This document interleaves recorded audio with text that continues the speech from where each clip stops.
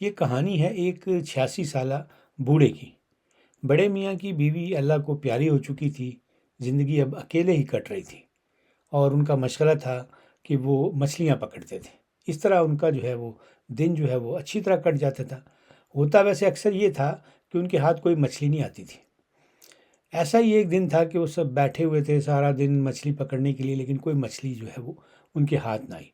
جب وہ گھر جانے لگے تو انہیں ایسا لگا کہ ان کے جال میں کچھ پھنسا ہوا ہے۔ تو جب انہوں نے جال کھینچا تو اس میں ایک مینڈک تھا۔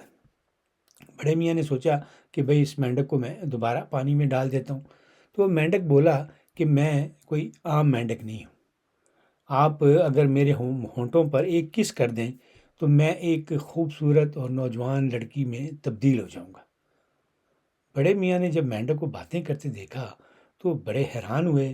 پھر انہوں نے مینڈک کی آفر اس پر بھی غور کیا اور پھر اس کے بعد اس مینڈک کو اپنے تھیلے میں ڈال دیا۔ مینڈک بڑا حیران ہوا، اس نے کہا بڑے میاں میں نے آپ کو اتنی اچھی آفر دی کہ آپ مجھے ایک کس کر دیں میرے ہونٹ پر تو میں ایک خوبصورت لڑکی میں تبدیل ہو جاؤں گا، اور آپ ویسے بھی اکیلے ہیں تو آپ کو تو یہ آفر بہت سوٹ کرتی تھی۔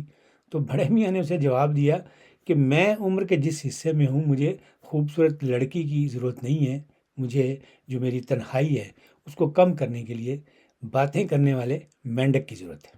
امید ہے کہانی آپ کو اچھی لگی ہوگی اور آپ بوڑھے آدمی کی حقیقت پسندی اور صحیح فیصلہ لینے کی صلاحیت کی بھی تعریف کریں گے۔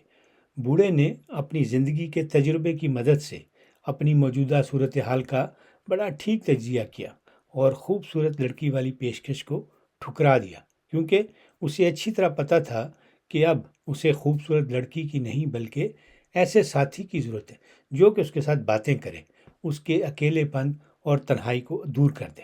اس کہانی پر تھوڑا سا غور کرنے سے یہ بھی پتہ چلتا ہے کہ مینڈک بہت ہی چالاک تھا۔ اس نے بڑے میاں کو جو آفر کی وہ بظاہر تو وہ بڑی للچا دینے والی تھی اور بڑے میاں کے لیے اچھی آفر تھی کہ انہیں ایک نوجوان لڑکی وہ میسر آ رہی تھی، لیکن یہ اصل میں جو آفر تھی یہ مینڈک کے اپنے لیے تھی۔ وہ اپنا وہ تبدیلی لا رہا تھا اپنے میں، کہ ایک مینڈک سے وہ ایک خوبصورت لڑکی میں تبدیل ہو رہا تھا، اور اس میں جو تبدیلی آ رہی تھی اس کے لیے وہ بڑے میاں کو استعمال کر رہا تھا۔ اگر یہ پیشکش بڑے میاں کے بھلے میں ہوتی، ان کے مفاد میں ہوتی، تو ہونا تو یہ چاہیے تھا کہ مینڈک ان سے یہ کہتا کہ اس کے بعد آپ بھی دوبارہ نوجوان ہو جائیں گے، آپ کی شخصیت بھی تبدیل ہو جائے گی۔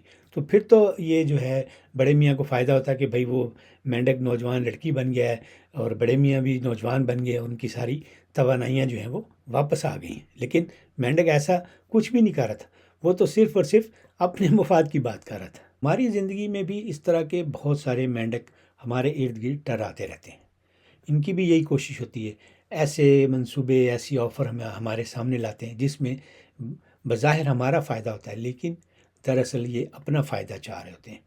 تو اگر آپ اپنے ماضی کے اوپر تھوڑا سا غور کریں گے تو آپ کو بہت سارے ایسے مینڈک مل جائیں گے، لیکن ماضی میں تو جو کچھ ہو گیا اب اسے تو آپ بھول جائیں، لیکن اب کوشش یہ ہونی چاہیے کہ مستقبل میں آن ورڈ جو ہماری زندگی ہے اس میں کوئی انسانی مینڈک وہ ہمیں اپنے جال میں نہ پھنسائے، اور ہم کسی ایسے منصوبے کا حصہ نہ بنیں جس میں ساری کی ساری توانائی تو ہماری خرچ ہو اور فائدہ وہ دوسرے شخص کا ہو۔